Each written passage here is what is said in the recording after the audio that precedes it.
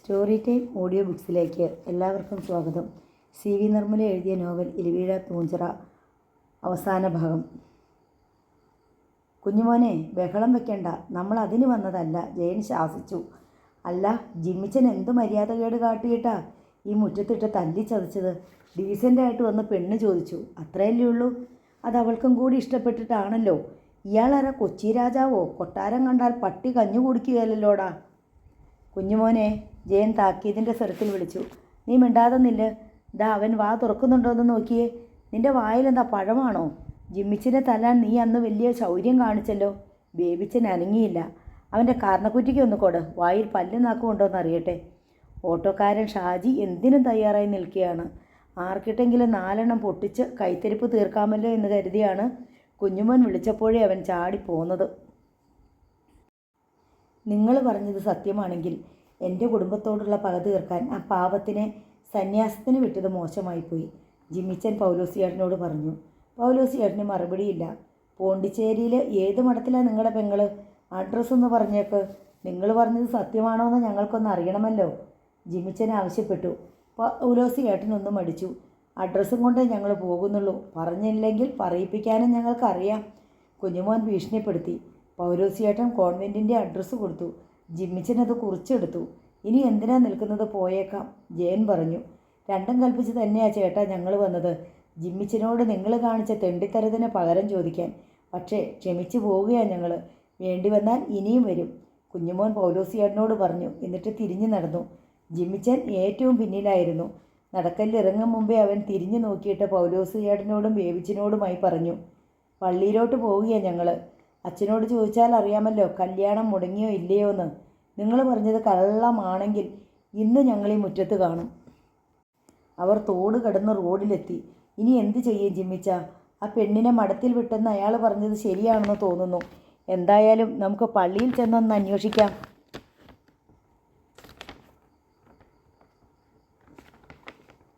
ജിമ്മിച്ചിൻ്റെ സ്വരം തളർന്നിരുന്നു. അവനാകെ പരിക്ഷീണനായിരുന്നു. ആശയറ്റ കണ്ണും മുഖവും. അവർ ഇടവകപ്പള്ളി തിരക്കി പിടിച്ച് അവിടെ ചെന്നു. വികാരി അച്ഛനോട് അന്വേഷിച്ചപ്പോൾ കല്യാണം മുടങ്ങിയെന്നുള്ളത് സത്യമാണെന്ന് തെളിഞ്ഞു. ഷീബ പോണ്ടിച്ചേരിക്ക് പോയ വിവരം അച്ഛൻ സ്ഥിരീകരിക്കുകയും ചെയ്തു.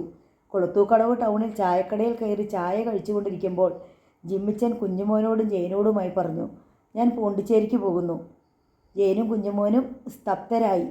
നിനക്കെന്നാടാ, ഭ്രാന്ത് പിടിച്ചോ? ജയൻ ചോദിച്ചു. ഭ്രാന്ത് പിടിക്കാതിരിക്കാനാ? എടാ നീ ഒന്നും പറയണ്ട, പോകാൻ ഞാൻ തീരുമാനിച്ചു കഴിഞ്ഞു. എനിക്ക് അവളെ ഒന്ന് കാണാതെ പറ്റില്ലട ജയ. എൻ്റെ ചങ്ക് പൊട്ടിപ്പോകുന്ന പോലെ തോന്നുകയാ. ഞാൻ കാരണമാണല്ലോ അവൾക്ക് ഈ ദുർവിധി. ജിമ്മിച്ചൻ്റെ തൊണ്ടയിടറി. അല്പനേരം കൂട്ടുകാരും ശബ്ദിച്ചില്ല. ഒടുവിൽ ജയൻ പറഞ്ഞു, ജിമ്മിച്ച, ഞാനൊരു കാര്യം പറഞ്ഞാൽ നിനക്ക് വിഷമം തോന്നരുത്. ഇനിയെങ്കിലും നീ ഇത് വിട്ടുകളാ. അവളെ അവളുടെ വിധിക്ക് വിട്ടുകൊടുക്ക്. എനിക്ക് അവളെ ഒന്ന് കാണണം ജയ. കണ്ടിട്ട് എന്ത് ചെയ്യാനാ? അവിടെ ചെന്ന് കുഴപ്പമുണ്ടാക്കാനാണോ? ആ പെണ്ണ് എവിടെയെങ്കിലും മനസമാധാനത്തോടെ കഴിഞ്ഞോട്ടെ. എനിക്കിപ്പോൾ തന്നെ പോകണം. കുഞ്ഞുമോനെ, രൂപ വല്ലതും കയ്യിലുണ്ടെങ്കിൽ തരണം. എൻ്റെ കയ്യിൽ പണമില്ല. കുഞ്ഞുമോൻ കയ്യിലുണ്ടായിരുന്ന പണം ജിമ്മിച്ചനെ ഏൽപ്പിച്ചു.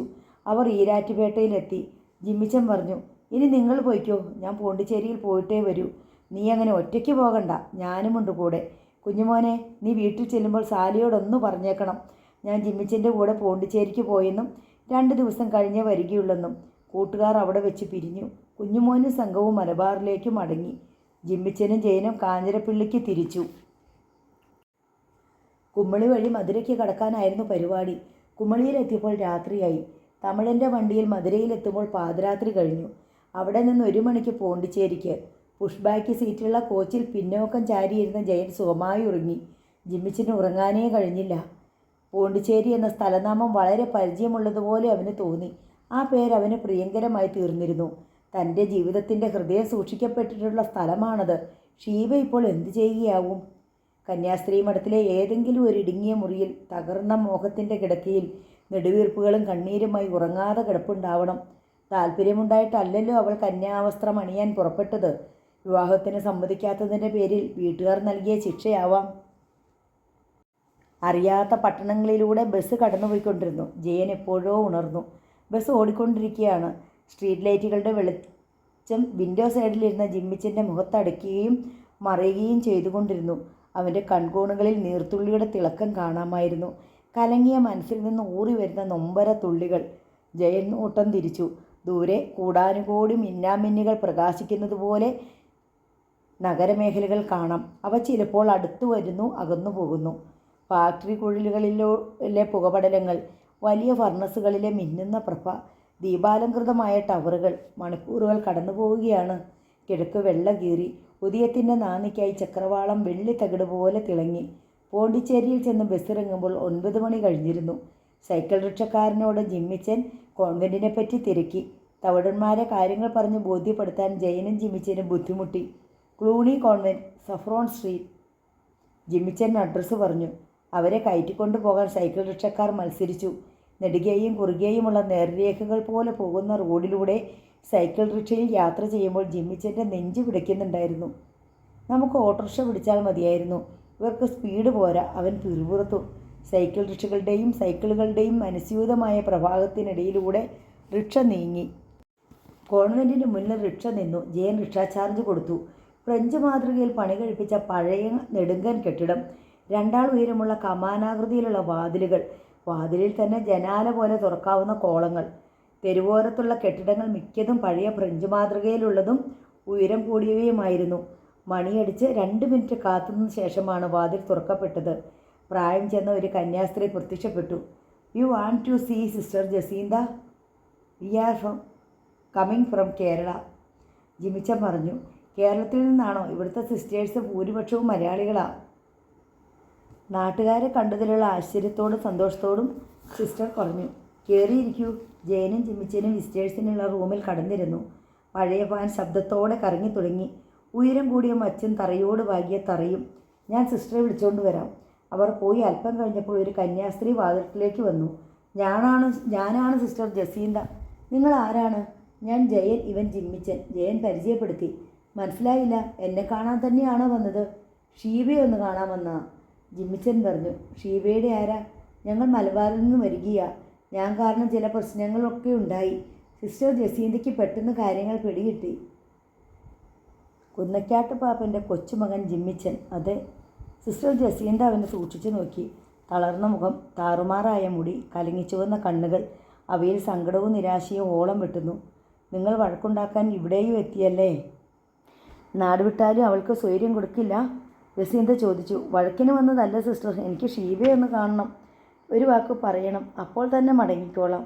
അതിനാണ് 100 കണക്കിന് മൈൽ യാത്ര ചെയ്ത് ഇവിടെ. സിസ്റ്റർ ജസീന്ത അവനെ തന്നെ നോക്കിയായിരുന്നു. ഒരു വഴക്കാളിയുടെ ലക്ഷണമൊന്നുമില്ല.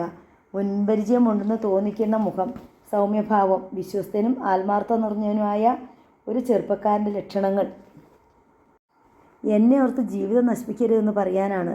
ഒരു ഉപാധിയും കൂടാതെ ഞാൻ പിന്മാറിക്കൊള്ളാം. അവൾ നാട്ടിൽ വന്ന ആരെ വേണമെങ്കിലും വിവാഹം കഴിച്ച് ജീവിച്ചോട്ടെ. ജിമ്മിച്ചൻ്റെ ശബ്ദമിടറി. അതെന്താ ജിമ്മിച്ചൻ അങ്ങനെ പറഞ്ഞത്? കന്യാസ്ത്രീ വ്രതം അത്ര മോശമായ ഒരു ഏർപ്പാടാണോ? സന്യാസം സ്വീകരിച്ചവരെല്ലാം ജീവിതം നശിപ്പിച്ചവരാണോ? അങ്ങനെയല്ല. അവളൊരു പുരുഷനോടൊപ്പം ദാമ്പത്യ ജീവിതം നയിക്കാൻ അങ്ങേയറ്റം കൊതിച്ചവളാണ്. അതെനിക്ക് നന്നായി അറിയാം. നിവൃത്തികേട് കൊണ്ടും പെൺകുട്ടികൾ മഠത്തിൽ ചേരാറുണ്ട്. പിന്നീട് സന്യാസ ജീവിതവുമായി പൊരുത്തപ്പെട്ട് സന്തോഷത്തോടെ കഴിയുന്നവരാണ് അവരിൽ മിക്കവരും. എനിക്ക് ഷീബയെ ഒന്ന് കാണാൻ പറ്റുമോ ഇല്ലയോ എന്നറിഞ്ഞാൽ മതി. ജിമ്മിച്ചന് ക്ഷമ കെട്ടു. സിസ്റ്റർ ജസീന്ത അവനെ നോക്കി പുഞ്ചിരിച്ചു. നിങ്ങൾ ചായ കുടിച്ചില്ലല്ലോ? ഊവോ, ഇരിക്കും, ഞാൻ ഇപ്പോൾ വരാം. സിസ്റ്റർ ജസീന്ത അകത്തേക്ക് പോയി. തെരുവിൽ നിന്ന് സൈക്കിൾ റിക്ഷയുടെ മണിയടി ഒച്ചയും പൂവിൽപ്പനക്കാരിയുടെ വിളിച്ചു പറയലും കേൾക്കാമായിരുന്നു. സിസ്റ്റർ തിരിച്ചെത്തി. അവർ ഇപ്പോൾ ഒരു ഏപ്രൺ അണിഞ്ഞിരുന്നു. വരൂ, ചായ കഴിക്കാം. സിസ്റ്റർ ജസീന്ത അവരെ തീൻമുറിയിലേക്ക് ആനയിച്ചു. വലിയ തീൻമേശമേൽ ചായയും അപ്പവും ബ്രെയിൻ ഫ്രൈയും ടൊമാറ്റോ സൂപ്പും. പല്ലുപോലും തേച്ചില്ല സിസ്റ്റർ, ജയൻ പറഞ്ഞു. അതുകൊണ്ട് നിങ്ങൾക്കിന്ന് പട്ടിണി ഇരിക്കാൻ പറ്റില്ലല്ലോ. അതാണ് ടോയ്ലറ്റ്, പൽപ്പൊടിയും ഒക്കെയുണ്ട്. മേലൊന്ന് കഴുകണമെങ്കിൽ ടവലും സോപ്പുമുണ്ട്. കേരളത്തിലെ മിക്ക പുരുഷന്മാരെ നിരോധിച്ചുകൊണ്ട് അടച്ചുകെട്ടിയ തടവറയൊന്നുമല്ല ഇവിടെ കോൺവെൻറ്റുകൾ. ഇവിടെയുള്ള മലയാളി സിസ്റ്റേഴ്സിൻ്റെയൊക്കെ റിലേറ്റീവ്സ് ഇവിടെ സന്ദർശനത്തിന് വരുമ്പോൾ വേണ്ട സൗകര്യങ്ങളൊക്കെ ഞങ്ങൾ ഒരുക്കി കൊടുക്കാറുണ്ട്. പെട്ടെന്ന് പ്രാഥമിക കൃത്യങ്ങൾ നിർവഹിച്ച് 2 പേരും തീന്മേശയിലെത്തി. എൻ്റെ റിലേറ്റീവ്സ്. മറ്റു സിസ്റ്റേഴ്സിന് സിസ്റ്റർ ജസീന്ത അവരെ പരിചയപ്പെടുത്തി. ജയന് നല്ല വിശപ്പുണ്ടായിരുന്നതിനാൽ അയാൾ കിട്ടിയതൊക്കെ കഴിച്ചു. ജിമ്മിച്ചൻ ചായ മാത്രമേ കുടിച്ചുള്ളൂ. രണ്ടുപേരും വേഗം എഴുന്നേറ്റു. എങ്ങോട്ട് എന്ന ഭാവത്തിൽ ജയൻ നോക്കി. ഷീബയെ കാണണ്ടേ? ജിമ്മിച്ചൻ്റെ ഹൃദയം പിടഞ്ഞു. റോഡ് ക്രോസ് ചെയ്ത് തൊട്ടപ്പുറത്ത് വില്ല ക്രിസ്റ്റഫ് എന്ന ബോർഡ് വെച്ച കെട്ടിടത്തിലേക്ക് അവർ ചെന്നു. 10 അടി പൊക്കമുള്ള മതിലിന് മീതെ ബോഗൺവില്ല പടർന്നു കിടന്നിരുന്നു. തുറന്ന വിസിറ്റേഴ്സ് പാർലറിൽ അവരെ ഇരുത്തിയിട്ട് സിസ്റ്റർ ജസീന്ത ഷീബയെ വിളിക്കാൻ പോയി. ജിമ്മിച്ചൻ്റെ വിരലുകൾ തമ്മിൽ പിണയ്ക്കുകയും അഴിക്കുകയും ചെയ്തുകൊണ്ട് തലതാഴ്ത്തിയിരുന്നു. അവൻ വലിയ ആത്മസംഘർഷം അനുഭവിക്കുന്നുണ്ടെന്ന് ജയന് മനസ്സിലായി. ഞാൻ ഈ കെട്ടിടമൊക്കെ ഒന്ന് കാണട്ടെ. ജയൻ മണൽ വിരിച്ച നടുമുറ്റത്തേക്കിറങ്ങി. കാലച്ച കേട്ട് ജിമ്മിച്ചൻ മുഖമുയർത്തി. ഇടനാഴിയുടെ തിരിവിൽ സ്തംഭിച്ചു നിൽക്കുന്ന ഷീബയെ അവൻ കണ്ടു. ഒരു വെളുത്ത പാവാടയും അയഞ്ഞ മഞ്ഞ ഷർട്ടുമായിരുന്നു അവളുടെ വേഷം. ജിമ്മിച്ചൻ ശ്വാസം നിലച്ചതുപോലെയായി. മറ്റേതോ ലോകത്തിൽ നിന്നെന്ന പോലെ അവൻ അവളെ തന്നെ നോക്കിക്കൊണ്ടിരുന്നു. ഹൃദയഭിത്തികളിൽ സങ്കടവും സന്തോഷവും തിരമാലകൾ പോലെ ആഞ്ഞടിക്കുന്നത് അവൻ അറിഞ്ഞു. നെഞ്ച് വിങ്ങിക്കഴിഞ്ഞിരുന്നു. അവൻ്റെ കണ്ണുകൾ തുളുമ്പി. ഷീബ ഭിത്തിയിൽ ചാരി നിന്ന് ഏങ്ങലടിച്ചു കരഞ്ഞു. സിസ്റ്റർ ജസീന്ത പാർലറിലേക്ക് വരുന്നത് കണ്ട് ജിമ്മിച്ചൻ വേഗം കണ്ണു തുടച്ചു. ഇവിടെ രണ്ടുപേരും കരച്ചിലാണോ? എവിടെ കൂട്ടുകാരൻ? നടുമുറ്റത്തിന് നേർക്ക് ജിമ്മിച്ചൻ വിരൽ ചൂണ്ടി. സിസ്റ്റർ ജസീന്ത അങ്ങോട്ട് ഇറങ്ങി പോവുകയും ചെയ്തു. ജിമ്മിച്ചൻ എഴുന്നേറ്റ് ഷീബയുടെ അരികെ ചെന്നു. ഷീബ, അവൻ അലിവോടെ വിളിച്ചു. അവൾ മുഖമുയർത്തിയില്ല. കണ്ണുനീർ കുടുകുടെ വീണുകൊണ്ടിരുന്നു. കരച്ചിലിൻ്റെ ശബ്ദം പുറത്ത് കേൾപ്പിക്കാതിരിക്കാൻ അവൾ നന്നേ പണിപ്പെടുന്നുണ്ടായിരുന്നു. ഷീബ, 1000 മൈൽ അകലെ നിന്ന് വരികയാണ് ഞാൻ, ചങ്കു പൊട്ടുന്ന വേദനയുമായിട്ട്. അത് നിൻ്റെ കണ്ണീര് കാണാനല്ല, എനിക്ക് നിന്നോട് സംസാരിക്കാനുണ്ട്. ഷീബയുടെ മുഖം പിടഞ്ഞുയർന്നു. കണ്ണീരിലൂടെ അവൾ അവനെ നോക്കി. അവൻ ശാസിക്കുകയാണെന്ന് അവൾക്ക് തോന്നി. അവൾ വേഗം പുറക്കും കൈകൊണ്ട് കണ്ണും കവിളും തുടച്ചു. ജിമ്മിച്ചൻ അവളുടെ വിരലുകളിൽ പിടിച്ചു. അത് കടുത്ത പനിയുള്ളപ്പോഴത്തെ പോലെ ചുട്ടുപഴുത്തിരുന്നു. വാ, ഇവിടെ വന്നിരിക്കുക. അവൻ അവളെ പാർലറിലെ കസേരയിൽ കൊണ്ടുചെന്നിരുത്തി. അവൾക്ക് അഭിമുഖമായി അവനും ഇരുന്നു. ഞാനൊരു തെറ്റ് ചെയ്തു പോയി ഷീബ. അന്ന് പെരുന്നാളിന് വന്നപ്പോൾ നിന്നെ കണ്ട് വല്ലാതെ മോഹിച്ചു. നിന്നെക്കൊണ്ട് മോഹിപ്പിക്കുകയും ചെയ്തു. എന്നാലും എൻ്റെ മനസ്സിൽ കളങ്കം ഒട്ടും ഉണ്ടായിരുന്നില്ല. നിന്നെ കല്യാണം കഴിക്കണം, നമുക്കൊന്നിച്ച് സ്നേഹമായിട്ടും സന്തോഷമായിട്ടും ജീവിക്കണം എന്നൊക്കെയായിരുന്നു ആഗ്രഹം. ഷീബ വീണ്ടും മുഖം കുനിച്ചിരുന്ന് ഏങ്ങലടിക്കാൻ തുടങ്ങി. ഇങ്ങനെയാണെങ്കിൽ ഞാൻ എഴുന്നേറ്റ് പോകും, ജിമ്മിച്ചൻ വിഷമത്തോടെ പറഞ്ഞു. അവൾ കൈകൊണ്ട് കണ്ണ് തുടയ്ക്കുന്നത് കണ്ട് ജിമ്മിച്ചൻ തൻ്റെ തുവാല അവളുടെ കയ്യിൽ കൊടുത്തു. അതിനിടയ്ക്ക് ഇങ്ങനെയെല്ലാം വന്നുകൂടിയത് എൻ്റെ ദൗർഭാഗ്യം. 50 കൊല്ലം മുമ്പത്തെ ചതിയുടെയും കൊലപാതകത്തിൻ്റെയും കഥയൊക്കെ ഞാൻ ആദ്യമായി കേൾക്കുകയായിരുന്നു. ഒന്നും അറിഞ്ഞുകൊണ്ടായിരുന്നില്ല ഇത്രകാലം കുഴിച്ചു മൂടപ്പെട്ട പോലെ കിടന്ന ക്രൂരസത്യം വെളിച്ചത്ത് കൊണ്ടുവരാൻ വേണ്ടി ദൈവം കാട്ടിയൊരു തമാശയായിരിക്കണം. വയനാട്ടിൽ കിടന്ന എന്നെയും കുളത്തൂക്കടവിൽ കിടന്ന നിന്നെയും തമ്മിൽ കൂട്ടിമുട്ടിച്ചതും സ്നേഹിപ്പിച്ചതും. അല്ലെങ്കിൽ ഞാനന്ന് ജയൻ്റെ കൂടെ പെരുന്നാളിന് ഭരണകാലത്ത് വരേണ്ട കാര്യമില്ല. ആ സമയത്ത് തന്നെ കുഞ്ഞമ്മച്ചിയുടെ അതിഥിയായി നീ അവിടെ വന്നു ചേരേണ്ടതില്ല. നമ്മൾ കാണുകയും ഇഷ്ടപ്പെടുകയും ആ കാറപകടം ഉണ്ടാവുകയും ഒന്നും ചെയ്യില്ലായിരുന്നു. ഇപ്പോഴാണ് മനസ്സിലായത് നമ്മൾ രണ്ടുപേരും കരുക്കൾ മാത്രമായിരുന്നെന്ന്. പക്ഷെ നീ എന്നെ ഇങ്ങനെ ശിക്ഷിക്കുമെന്ന് ഞാൻ ഒട്ടും കരുതിയില്ല. ഷീബ ഉൾക്കിടിലത്തോടെ അവനെ നോക്കി. ഞാൻ ജിമ്മിച്ചനെ ശിക്ഷിക്കാനോ? ജിമ്മിച്ചനെപ്പറ്റി നല്ല ഓർമ്മകളല്ലാതെ ഇതുപോലെ എന്നെ സ്നേഹിച്ച ഒരാളെ ഞാനായിട്ട് എങ്ങനെ വേദനിപ്പിച്ചല്ലോ എന്നുള്ള സങ്കടമല്ലാതെ വേറൊന്നും എൻ്റെ മനസ്സിലില്ല. അപ്പോൾ ഷീബയ്ക്ക് മനസ്സായിട്ടല്ല കന്യാസ്ത്രീയാകാൻ തീരുമാനിച്ചത്? ആരാ ഷീബയെ ഈ ക്രൂരതയ്ക്ക് പ്രേരിപ്പിച്ചത്? ആരുടെ നിർബന്ധമായി ഇതിന് പിന്നിൽ? ആരും നിർബന്ധിച്ചിട്ടില്ല, പ്രേരിപ്പിച്ചുമില്ല. ഞാൻ തന്നെത്താൻ എടുത്ത തീരുമാനമാണ്. നുണ. ഷീബ എന്നോട് നുണ പറയുന്നു. അല്ല ജിമ്മിച്ച, സത്യമാ. ആർക്കും ഇതിൽ പങ്കില്ല. എൻ്റെ ചാച്ചനും അമ്മയും ബേബിച്ചായനും ഒക്കെ എതിർക്കുകയും ചെയ്തതാ. അപ്പോൾ ഷീബ മനഃപൂർവ്വം എന്നോട് പക തീർത്തതാ അല്ലേ? ജിമ്മിച്ചനോട് എന്തിനാ എനിക്ക് പക? ഞാനല്ലേ ഈ ദുരന്തത്തിൻ്റെ വക്കിലേക്ക് ഷീബയെ തള്ളിവിട്ടത്, മോഹിപ്പിച്ചിട്ട് അവസാനം? ഇങ്ങനെയൊന്നും പറയല്ലേ ജിമ്മിച്ച. എൻ്റെ ഭർത്താവായിട്ട് വരാൻ പോകുന്നയാളെപ്പറ്റി എനിക്ക് ഏകദേശം ഒരു ഊഹമൊക്കെ ഉണ്ടായിരുന്നു. ഒരു കൊച്ചു വീടും ഒരുപാട് പ്രാരാബ്ദങ്ങളുമുള്ളൊരു സാധാരണക്കാരൻ. ഒരു റബ്ബർ വെട്ടുകാരനോ കൂലിപ്പണിക്കാരനോ ആയിരിക്കാം. അതിൽ കൂടുതലൊന്നും ഞാൻ മോഹിച്ചിട്ടില്ല. അപ്പോഴാ രാജകുമാരനെ പോലെ ജിമ്മിച്ചൻ്റെ വരവ്. പട്ടിണിയിലും ദുരിതത്തിലും വിട്ട് ചെളിപുരണ്ട് കിടന്ന എൻ്റെ കൈപിടിച്ചപ്പോൾ എനിക്ക് തന്നെ വിശ്വസിക്കാൻ പറ്റിയില്ല. ഒരുപാട് ഇഷ്ടം തോന്നി. കല്യാണാലോചന വന്നപ്പോൾ ശരിക്കും വിശ്വാസമായി. സന്തോഷം കൊണ്ട് കരഞ്ഞതിന് കണക്കില്ല. ദൈവമേ, എനിക്കിത് വിശ്വസിക്കാമോ എന്ന് ഇരട്ടത്തിരുന്ന് 100 വട്ടം ചോദിച്ചിട്ടുണ്ട്. ജിമ്മിച്ചനെ ഞാൻ എന്തോരം സ്നേഹിച്ചു പോയെന്ന് ദൈവത്തിനറിയാം. ജിമ്മിച്ചൻ്റെ കണ്ണ് നിറയുന്നുണ്ടായിരുന്നു. തുവാല ഷീബയുടെ കയ്യിലാണ്. അവൻ ശിരസ് പിന്നോട്ട് മലർത്തി മച്ചിലേക്ക് നോക്കി. കണ്ണീരൂറുന്നതുവരെ മൗനമായിരുന്നു. പിന്നെ ഷീബയെ നോക്കി. ഇത്രയൊക്കെ സ്നേഹിച്ചു കഴിഞ്ഞപ്പോഴാണ് മനസ്സിലായത് അല്ലേ ഞാൻ ശത്രുവിൻ്റെ കുടുംബത്തിലെ അംഗമാണെന്ന്. അതോടെ എന്നെ വെറുപ്പായി. എന്നോട് പകരം വീട്ടാൻ ഷീബ പറ്റിയ മാർഗവും കണ്ടുപിടിച്ചു, കന്യാസ്ത്രീയാവുക. അല്ല ജിമ്മിച്ച, ജിമ്മിച്ചനോട് എനിക്ക് അപ്പോഴും ഇപ്പോഴും സ്നേഹം മാത്രമേ ഉള്ളൂ. അത് കൂടിയിട്ടേ ഉള്ളൂ. ഒന്നും അറിഞ്ഞുകൊണ്ടായിരുന്നില്ലല്ലോ ജിമ്മിച്ചൻ എന്നെ സ്നേഹിച്ചതും കല്യാണം കഴിക്കാൻ തീരുമാനിച്ചതും. അതിനിടയ്ക്ക് ഇങ്ങനെയൊക്കെ വന്നുകൂടിയത് ജിമ്മിച്ചൻ്റെ തെറ്റല്ല. എനിക്ക് ഭാഗ്യമില്ലാതെ പോയി. ഷീബയുടെ തീരുമാനം തെറ്റായിപ്പോയെന്ന് പറയാനും കഴിയുമെങ്കിൽ തിരുത്താനും കൂടി വേണ്ടിയാ ഞാൻ 1000 മൈൽ യാത്ര ചെയ്ത് ഇവിടെ വന്നത്. ഞാനിപ്പോൾ ഷീബയുടെ മുമ്പിലൊരു തടസ്സമല്ല. വേദനയോടെയാണെങ്കിലും ഞാൻ പിന്മാറിക്കൊള്ളാം. ഷീബ കന്യാസ്ത്രീയുടെ ഉടുപ്പിട്ട് കാണുന്നതിലും എനിക്കിഷ്ടം മറ്റൊരാളുടെ ഭാര്യയായി ജീവിക്കുന്നത് കാണാനാണ്. ഷീബ നിഷേധാർത്ഥത്തിൽ തലയാട്ടി. ഞാൻ നേരത്തെ പറഞ്ഞല്ലോ, രാജകുമാരനെ പോലെയാ ജിമ്മിച്ചൻ എൻ്റെ മനസ്സിലേക്ക് കടന്നു വന്നതെന്ന്. ജിമ്മിച്ചൻ എന്നെ കല്യാണം കഴിക്കുമെന്ന് ഉറപ്പായപ്പോൾ ഞാനും ഒരു രാജകുമാരിയായിട്ട് സ്വയം കരുതിപ്പോയി. കുറച്ച് സമയത്തേക്കേ ഉണ്ടായിരുന്നുള്ളൂ. എന്നാലും മനസ്സുകൊണ്ട് ഞാൻ ആ വേഷം കെട്ടി ആനന്ദിച്ചതിന് കണക്കില്ല. ഇനി അത് അഴിച്ചു വെച്ചിട്ട് ഒരു റബ്ബർ വെട്ടുകാരൻ്റെയോ തടിമില്ലിൽ പണിയെടുക്കുന്ന കള്ളുകുടിയൻ്റെയോ ഭാര്യാഭാഷം കെട്ടാൻ എനിക്ക് വയ്യ. തുളുമ്പി ഒഴുകിയ കണ്ണുകൾ അവൾ ജിമ്മിച്ചൻ്റെ തുവാല കൊണ്ട് തുടച്ചു. നിറഞ്ഞ സ്നേഹത്തോടും സന്തോഷത്തോടും കൂടിയാണോ ഷീബ ഈ തീരുമാനമെടുത്തത്? ജിമ്മിച്ചിൻ്റെ മണവാട്ടിയാകാൻ മോഹിച്ചിട്ട് എനിക്ക് കഴിഞ്ഞില്ലല്ലോ. ഇനി കർത്താവിൻ്റെ മണവാട്ടിയായിക്കൊള്ളാം ഞാൻ. ഷീബേ, ഇത് ക്രൂരമാണ്, സ്വയം നശിപ്പിക്കലാണ്. ഇതിനേക്കാൾ നല്ലൊരു വഴി ഞാൻ കണ്ടില്ല ജിമ്മിച്ച. ആത്മഹത്യ പാവമാണെന്നല്ലേ നമ്മുടെ വിശ്വാസം. അതുകൊണ്ട് അവൾ തുവാല കൊണ്ട് മുഖം പൊത്തി.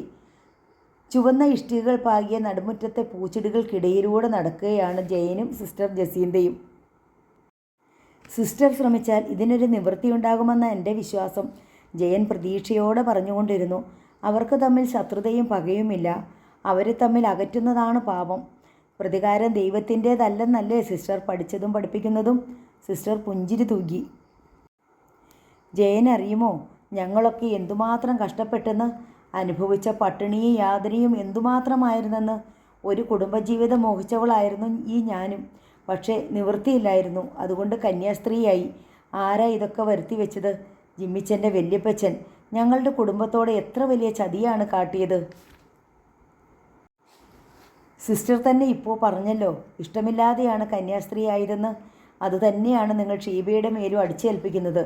ഇതുകൊണ്ടൊക്കെ നമ്മൾ എന്താ സിസ്റ്റർ നേടുന്നത്? ജിമ്മിച്ചിൻ്റെ കുടുംബത്തോട് പകരം വീട്ടാൻ അവൻ്റെ ഹൃദയം ചവിട്ടിയരയ്ക്കാം. അതിൻ്റെ ഒരു സംതൃപ്തി നിങ്ങൾക്ക് കിട്ടുകയും ചെയ്യും. എന്നാലും അവൻ ഭാവിയിൽ ഇതെല്ലാം മറന്നിട്ട് മറ്റൊരു വിവാഹം കഴിച്ച് സുഖമായി ജീവിക്കും. എന്നാൽ ഷീബയുടെ കാര്യമോ? നിങ്ങളുടെ പ്രതികാരത്തിൽപ്പെട്ട് ഞെരിഞ്ഞു പോകുന്നത് അവളുടെയും കൂടി ഹൃദയമാണ്. അവളുടെ ജീവിതം മുഴുവനുമാണ്. ആർക്കാണ് നഷ്ടം? ജയൻ പറയുന്നത് ശരി തന്നെ. പക്ഷേ എൻ്റെ അപ്പനെ ചതിച്ചു കൊന്ന് വലിയവരായിട്ടുള്ള കുടുംബക്കാരുമായിട്ടുള്ള വിവാഹബന്ധം ആർക്കാണ് ഉൾക്കൊള്ളാൻ പറ്റുക? അത്രയ്ക്കൊക്കെ ക്ഷമിക്കാനും സഹിക്കാനും നമുക്ക് കഴിയുമായിരുന്നെങ്കിൽ ഭൂമി ദൈവങ്ങളെ കൊണ്ട് നിറഞ്ഞേനെയല്ലേ? ജയൻ തന്നെ ഒന്ന് ആലോചിച്ച് നോക്ക്. എന്തോ എനിക്കിത് മനസ്സിലാകുന്നില്ല. ശത്രുവിനെ സ്നേഹിക്കാനും അവരോട് ക്ഷമിക്കാനും പഠിപ്പിക്കുന്നവരാണ് നിങ്ങൾ. അത് ജീവിത ദൗത്യമായി ഏറ്റെടുത്തിരിക്കുന്നവർ.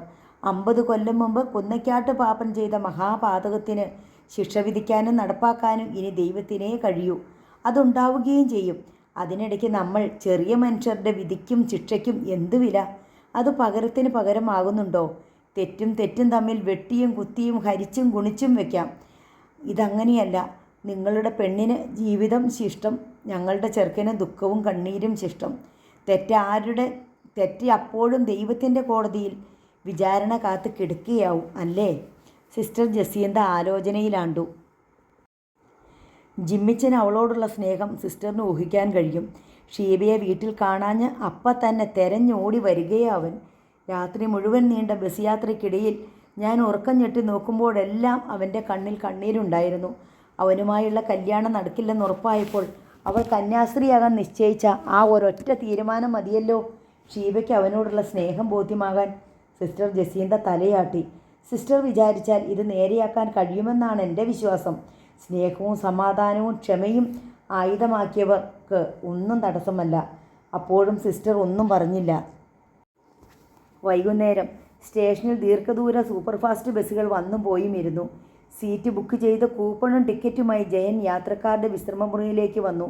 സിസ്റ്റർ ജസീന്തയും ഷീബയും അവരെ യാത്രയയക്കാൻ എത്തിയിട്ടുണ്ട്. ബസ് വന്ന ഉടൻ ജയൻ പോയി സീറ്റ് നമ്പറുകൾ നോക്കി. യാത്ര പറയും മുമ്പേ ജിമ്മിച്ചൻ തൻ്റെ തുവാലയ്ക്ക് വേണ്ടി ഷീബയുടെ നേർക്ക് കൈ നീട്ടി. കണ്ണീരിൽ നനഞ്ഞു കുതിർന്ന തുവാല അപ്പോഴും അവളുടെ കയ്യിലുണ്ടായിരുന്നു. ഷീബ അത് മടക്കി കൊടുക്കാൻ കൂട്ടാക്കിയില്ല. നിങ്ങൾ പോയി കഴിഞ്ഞും അവൾക്കത് ആവശ്യമുണ്ട്. കരച്ചിലിൻ്റെ ഒരു രാത്രി മുഴുവൻ ബാക്കി കിടക്കുന്നു. സിസ്റ്റർ ജസീന്ത പാതി തമാശയായും പാതി കാര്യമായും പറഞ്ഞു. ബസ് പുറപ്പെടേണ്ട സമയമായി. ജയനും സിസ്റ്റർ ജസീന്തയും ബസ്സിനരികിലേക്ക് പോയി. യാത്ര പറയാനായി ജിമ്മിച്ചൻ ഷീബയെ നോക്കി. ഷീബ ദയനീയമായി അവനെ നോക്കി നിഷേധ രൂപത്തിൽ ശിരസ്സിളക്കി. എന്തു പറയണമെന്ന് എനിക്ക് അറിഞ്ഞുകൂടാ. ജിമ്മിച്ചൻ്റെ കണ്ടമിടറി. വേണ്ട, എന്നോട് യാത്ര പറയണ്ട. ഷീബ കരയാൻ തുടങ്ങി.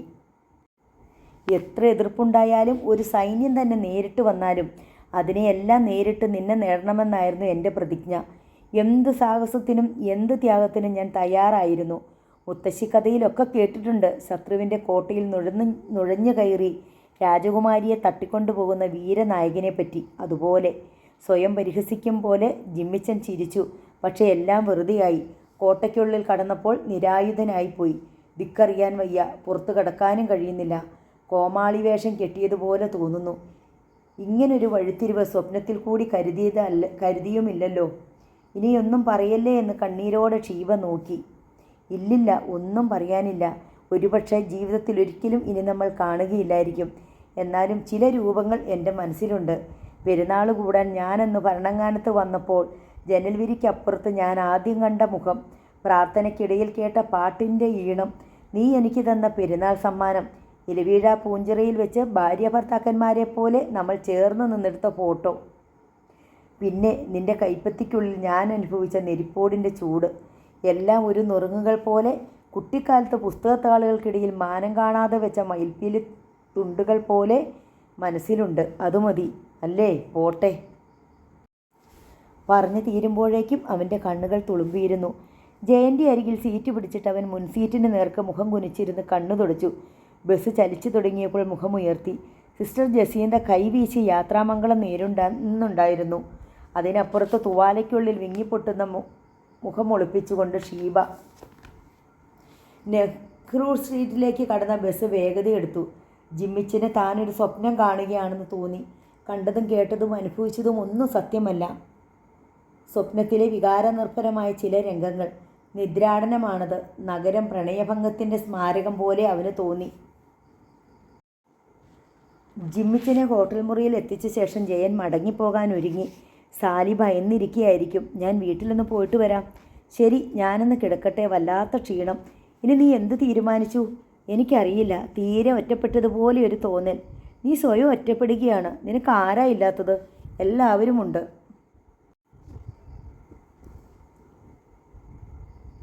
ഞാനന്ന് നിന്നോടൊപ്പം ഭരണങ്ങാനത്തിന് വരരുതായിരുന്നു. ആ യാത്ര എന്നെ എവിടെ എത്തിച്ചു? ഈ കുറഞ്ഞ ദിവസങ്ങൾക്കുള്ളിൽ എന്തുമാത്രം വേദന ഞാൻ അനുഭവിച്ചു. എത്ര പേരുടെ മനസമാധാനമാണ് തകർത്തത്. ഒന്നും വേണ്ടായിരുന്നു. ജിമ്മിച്ചൻ്റെ സ്വരത്തിൽ വേദന വിങ്ങി. എല്ലാം മറക്കു ജിമ്മിച്ച. ഇനി അതേ നിവൃത്തിയുള്ളൂ. പകലുറക്കത്തിൽ കണ്ട ഒരു പാഴ്ക്കിനാവ് എന്ന് വിചാരിച്ചാൽ മതി. എന്നാലും ചില സത്യങ്ങൾ അവശേഷിക്കുമല്ലോ. സത്യങ്ങൾ എവിടെ കിടന്നോ അവിടെ തന്നെ കിടക്കട്ടെ. നീയൊന്ന് ഉറങ്ങി എണീറ്റ് ഷേവൊക്കെ ചെയ്ത് കുളിക്ക്. ജീവിതത്തിൻ്റെ അടുത്ത ചുവട് വയ്ക്കാൻ നോക്ക്. മനപ്രയാസവും നിരാഹാരവും ഉറക്കമെളുപ്പും എല്ലാം കൊണ്ടും നിൻ്റെ രൂപം തന്നെ മാറിപ്പോയി. ഒരു മനോരോഗിയുടെ സർവ്വലക്ഷണങ്ങളുമുണ്ട്. ജിമ്മിച്ചൻ എന്തോ ആലോചിക്കുന്നത് പോലെ മച്ചിലേക്ക് കണ്ണും നട്ട് കിടന്നു. നീ പൊക്കോ ജയ. ഞാൻ കാരണം നിനക്കും ഒരുപാട് ബുദ്ധിമുട്ടുണ്ടായി. വരുത്തി വെച്ചതല്ല, വന്നു പെട്ടുപോയി. എനിക്കിന്ന് വൈകുന്നേരം വീട്ടിലൊന്ന് പോകണം. എല്ലാവരെയും കണ്ടിട്ട് ഒരുപാട് നാളായതുപോലെ. രക്തബന്ധങ്ങൾ മറന്നു കളയാനും അറുത്തുമുറിക്കാനും പറ്റില്ലല്ലോ. ഞാനത് നിന്നോട് പറയണമെന്ന് വിചാരിക്കുകയായിരുന്നു. നീ അനുഭവിക്കുന്നത് പോലെ ഒരു വേദന അവരും അനുഭവിക്കുന്നുണ്ട്. പ്രത്യേകിച്ച് നിന്റെ വല്യപ്പച്ചൻ. നീയാണ് അങ്ങേരുടെ സർവസ്വം. ആ മനുഷ്യൻ എന്തൊക്കെ കൊടുമ്പാതകങ്ങൾ ചെയ്തിരുന്നാലും നിന്നോട് അയാൾക്കുള്ളത് സ്നേഹവും വാത്സല്യവുമാണല്ലോ. അയാൾ തന്നിടത്തോളം മറ്റാരും നിനക്കത് തന്നിട്ടുമില്ല. എനിക്കറിയാം ജയ. പക്ഷേ എന്തോന്ന് പക്ഷേ? പഴയകാലത്ത് ആളുകൾ കൊല്ലുകയും കൊല്ലിക്കുകയും ഒക്കെ ചെയ്തിട്ടുണ്ടാകും. 50 കൊല്ലം മുമ്പ്, നമ്മുടെയൊക്കെ അപ്പന്മാരും ജനിക്കുന്നതിന് മുമ്പ്. ഓരോരുത്തർ ചെയ്തിട്ടുള്ളത് നോക്കി കുറ്റം വിധിക്കാൻ നമുക്ക് എന്തവകാശം? നമുക്കവർ എന്തു തന്നുവോ അത് തിരിച്ചു കൊടുക്കുക. കുടിപ്പകയുടെയും കുറ്റവിചാരണയുടെയും ഭാണ്ഡം അവരവർ തന്നെ ചുമക്കട്ടെ. ഞാൻ പോയിട്ട് വരാം. നീ ശാന്തമായിട്ട് ആലോചിച്ച് ഒരു തീരുമാനത്തിലെത്തണം. ജയൻ പോയി. ജിമ്മിച്ചൻ കിടക്കയിൽ നീണ്ടു നിവർന്ന് കിടന്നു. വൈകുന്നേരം ഔസേപ്പച്ചൻ വേഷം മാറി പുറത്തേക്ക് പോകാൻ ഭാവിക്കുകയായിരുന്നു. മുറ്റത്തൊരു ഓട്ടോറിക്ഷ വന്നു നിന്നു. ജിമ്മിച്ചൻ അതിൽ നിന്നിറങ്ങി. അപ്പനും മകനും മുഖത്തോട് മുഖം നോക്കി ഏതാനും നിമിഷം നിന്നു. ഔസേപ്പച്ചൻ ഒന്നും മിണ്ടാതെ സിറ്റൗട്ടിൽ നിന്നിറങ്ങി പോർച്ചിൽ കിടന്ന ജീപ്പിൽ ചെന്ന് കയറി. ജിമ്മിച്ചൻ വീട്ടിനുള്ളിലേക്ക് കയറി ചെന്നു. വീട്ടിനുള്ളിൽ ആളനക്കമില്ലെന്ന് തോന്നി. ആരെയും കാണാനില്ല. ഹാളിൽ നിന്നപ്പോൾ കിച്ചണിൽ നിന്ന് തട്ടുമുട്ട് ശബ്ദങ്ങൾ കേട്ടു. അവൻ നേരെ കിച്ചണിലേക്ക് ചെന്നു. പാത്രം കഴുകിക്കൊണ്ടിരുന്ന റോസമ്മ മുഖമുയർത്തി നോക്കിയത് ജിമ്മിച്ചൻ്റെ നേർക്കായിരുന്നു. അവർ അങ്ങനെ തന്നെ നിന്നു. ടാപ്പിൽ നിന്ന് വീഴുന്ന വെള്ളം പാത്രം നിറഞ്ഞു കവിഞ്ഞ് ഒഴുകിക്കൊണ്ടിരുന്നു. ഒപ്പം റോസമ്മയുടെ കണ്ണുകളും. ആ സ്ത്രീ ഒന്ന് തേങ്ങി. അവൻ അരികെ ചെന്ന് മമ്മിയുടെ നനഞ്ഞ കയ്യിൽ പിടിച്ചു. നീ എവിടെയായിരുന്നടാ? റോസമ്മ ഗദ്ഗദത്തോടെ ചോദിച്ചു. ഒപ്പം പുറം കൈകൊണ്ട് കണ്ണുനീർ തുടയ്ക്കുകയും ചെയ്തു. ഒരു ദിവസം കൊണ്ട് പെറ്റമ്മയും അപ്പനും പെങ്ങളും വല്യപ്പച്ചനും എല്ലാം നിനക്ക് അന്യരായി പോയോ? ഞങ്ങളൊക്കെ നിൻ്റെ ആരാ? ആരെ തോൽപ്പിക്കാനാ മോനെ നീ ഇവിടെ നിന്ന് ഇറങ്ങിപ്പോയത്? ആരെയും തോൽപ്പിക്കാനല്ല മമ്മി, എൻ്റെ വിഷമം കൊണ്ടാ. അവിടെ കണ്ട ഒരു പെണ്ണിന് വേണ്ടിയിട്ടാണോ നീ ഞങ്ങളെയെല്ലാം ഉപേക്ഷിക്കാൻ തയ്യാറായത്? ഞങ്ങളെക്കാളൊക്കെ വലുതാണോ നിനക്കവൾ? ജിമ്മിച്ചൻ വേദന നിറഞ്ഞ ഒരു ചിരി ചിരിച്ചു. എനിക്കെൻ്റെ മമ്മിയേക്കാൾ വലുതല്ല ആരും, ഒന്നും. ആരെയും ഞാൻ ഉപേക്ഷിച്ചുമില്ല. അവിടെ കണ്ടെന്ന മമ്മി പറഞ്ഞ പെണ്ണിനെ ഞാൻ സ്നേഹിച്ചു പോയി. ആ ഒരു തെറ്റേ ഞാൻ ചെയ്തുള്ളൂ. ചില സത്യങ്ങളൊക്കെ അറിഞ്ഞപ്പോൾ പിന്നെ എനിക്ക് ഇവിടെ നിൽക്കാൻ കഴിഞ്ഞില്ല. സഹിക്കാൻ പറ്റാത്ത ഒരു വിഷമത്തിലായിരുന്നു ഞാൻ. പറഞ്ഞാലൊന്നും ആർക്കും മനസ്സിലാകാത്ത ഒരു സങ്കടം അതിപ്പോഴും ഉണ്ട്. നീ വല്ലതും കഴിച്ചോ? ചോറിരിപ്പുണ്ട്, ഞാൻ വിളമ്പാം.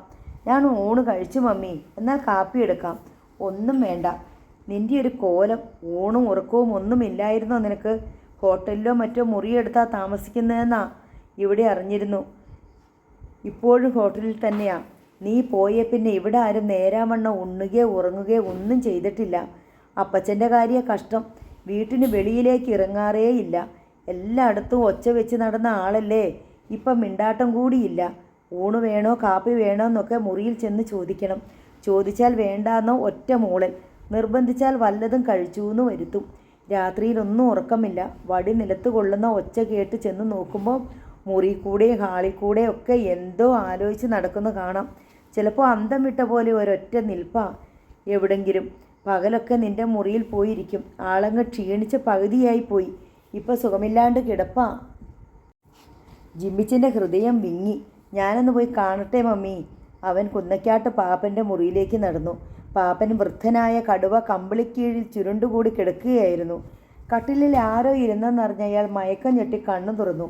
മൂടൽ ബാധിച്ച കണ്ണിൽ കാഴ്ച ശരിക്ക് തെളിഞ്ഞു കിട്ടിയില്ല. ഉണങ്ങിയ കയ്യിൽ ഒരു സ്പർശവും വെല്ലിപ്പച്ച എന്ന നേർത്ത വിളിയും അയാൾ തിരിച്ചറിഞ്ഞു. ജിമ്മിച്ചൻ്റെ മുഖത്തേക്ക് തന്നെ അയാൾ ഉറ്റുനോക്കി. സംസാരിക്കാൻ ചുണ്ട് ചലിപ്പിച്ചുവെങ്കിലും ആദ്യം ശബ്ദം കിട്ടിയില്ല. നീ വന്നോ? അയാളുടെ കൺകുഴികളിൽ വെള്ളം നിറഞ്ഞു. ജിമ്മിച്ചൻ്റെ കൈകളിലും തോളിലും അയാൾ തെരുപ്പിടിപ്പിച്ചു. അയാളുടെ കൈകൾ വിറച്ചുകൊണ്ടിരുന്നു. ജിമ്മിച്ചൻ്റെ കണ്ണുകളും നിറഞ്ഞു.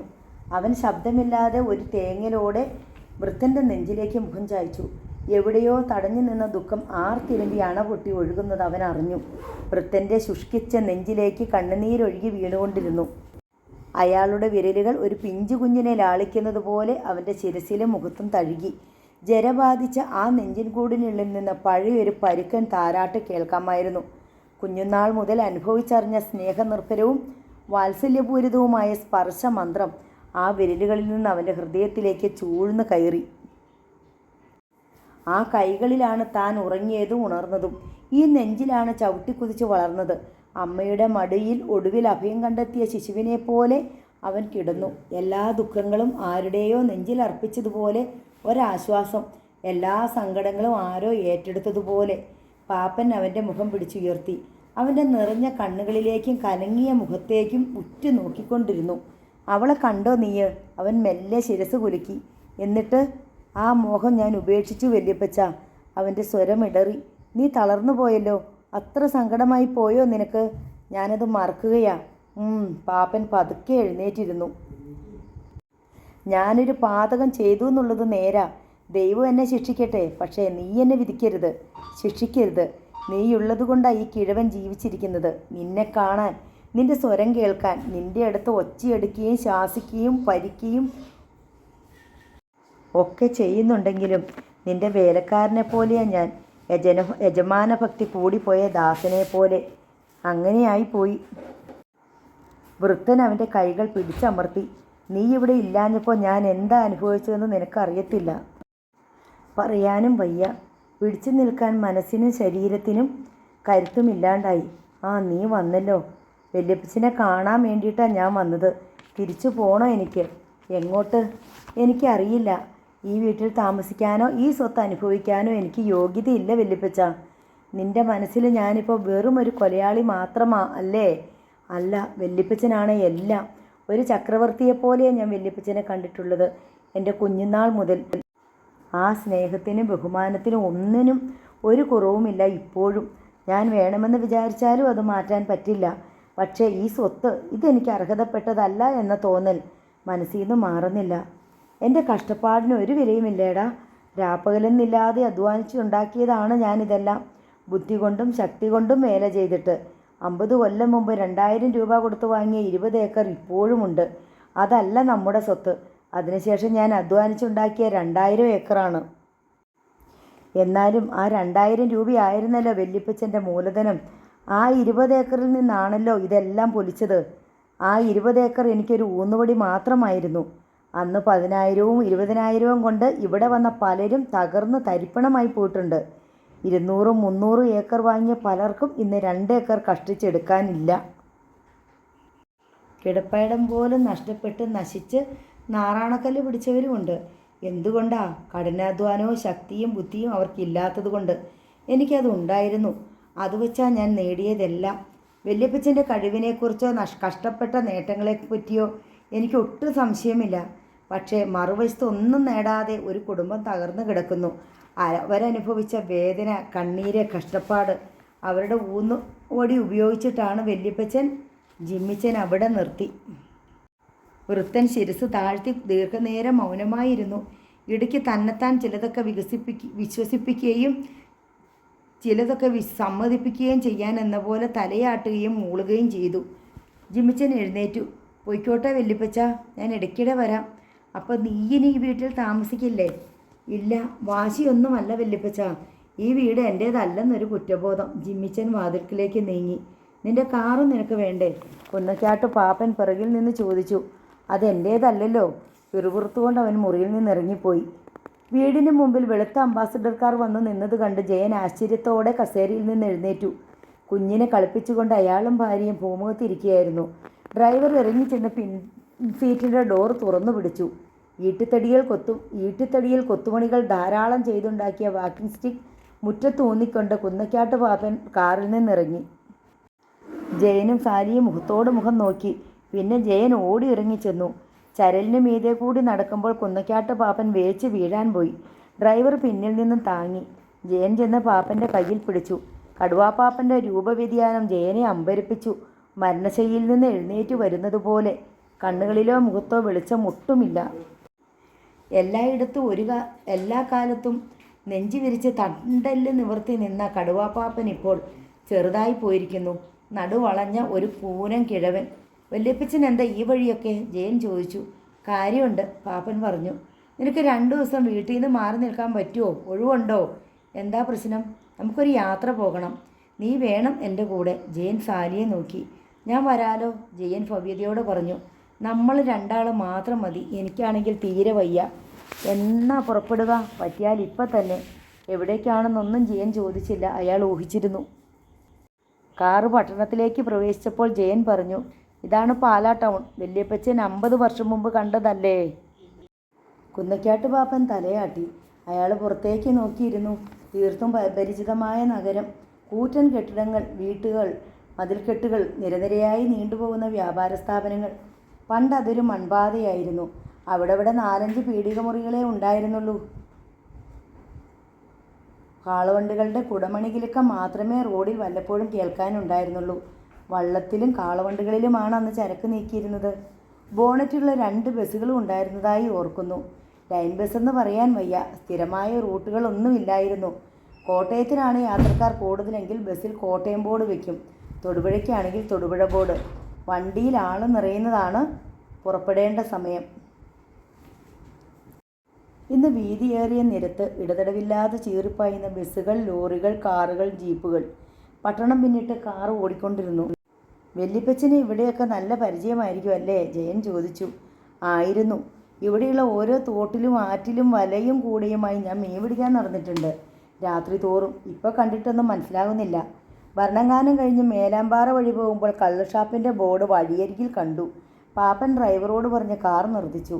എനിക്ക് ഒരു കുപ്പി കള്ള് കുടിക്കണം. ജയൻ അത്ഭുതത്തിൽ നോക്കി. കള്ളോ? 50 കൊല്ലം മുമ്പ് ഇതുവഴി പോകുമ്പോഴും വരുമ്പോഴും ഓരോ കുടം കള്ള് തട്ടുമായിരുന്നു.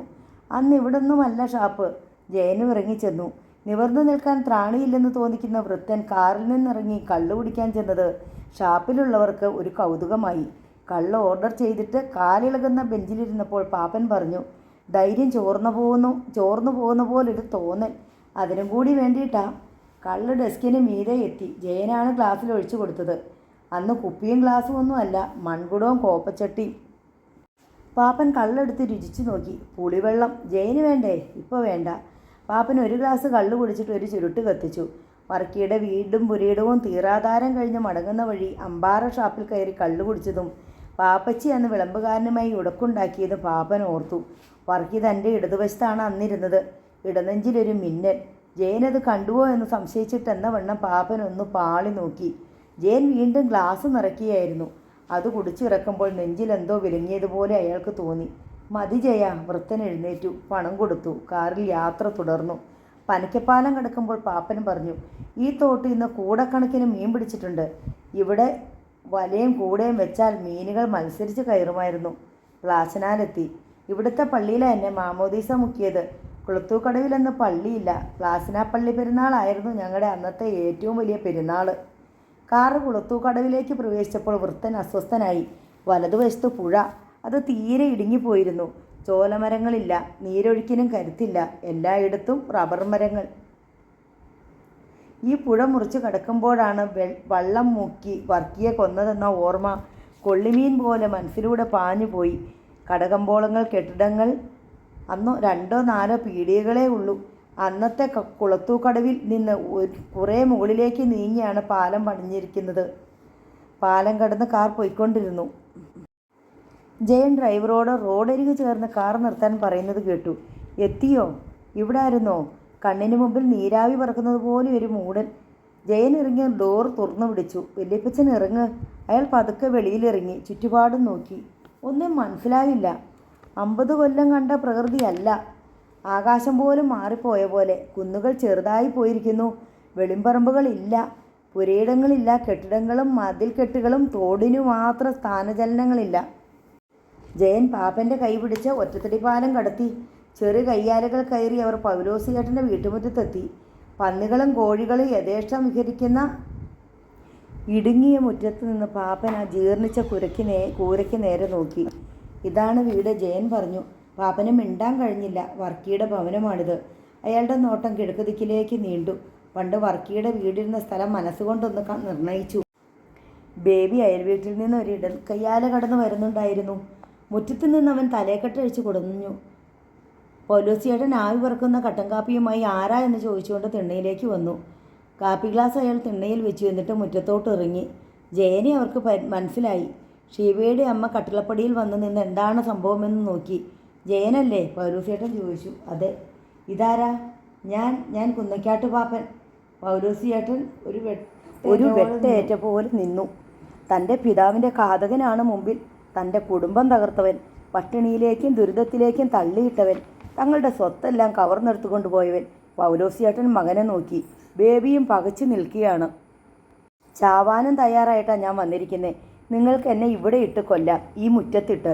പകരത്തിന് പകരം, പാപ്പൻ പറഞ്ഞു. പൗലോസിയേട്ടൻ അയാളെ തന്നെ തുറച്ചു നോക്കി നിന്നു. കുഞ്ഞുനാളിലോ മറ്റോ കണ്ട നേരിയ ഒരു ഓർമ്മയ്ക്ക് മൂടൽ ബാധിച്ചിരിക്കുന്നു. കട്ടിമീശയും കാട്ടുപോത്തിൻ്റെ ശരീരപ്രകൃതിയുമുള്ള ക്രൂരനും നീചനുമായ ഒരു മല്ലൻ്റെ രൂപമായിരുന്നു മനസ്സിൽ. മുമ്പിൽ നിൽക്കുന്നത് ഉണങ്ങി ചുളിഞ്ഞ് പാടെ നരച്ചൊരു വൃദ്ധനും. പാപ്പനും പൗലോസിനെ തന്നെ നോക്കുകയായിരുന്നു.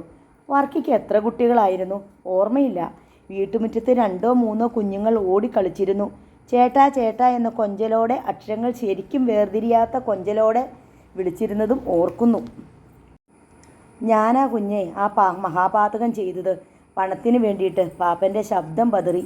ഇന്നിപ്പോൾ എൻ്റെ ജീവൻ തന്നാലും പകരത്തിന് പകരമാവുകയില്ല.